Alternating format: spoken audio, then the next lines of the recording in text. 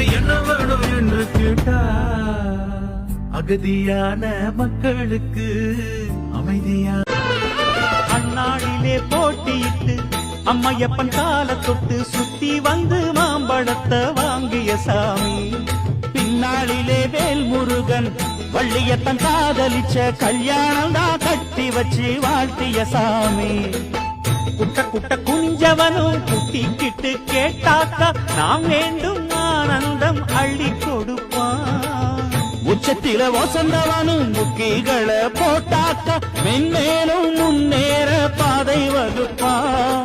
மந்திரம் போலே மன்னவன் பேரை நித்தமும் சொன்னாலே உன் சந்ததி எல்லாம் நிம்மதி கொண்டு வாழ்ந்திடும் தன்னாலே. ஒரு சூடமேத்தி சூற காய போட்டு ஒழுங்கடா.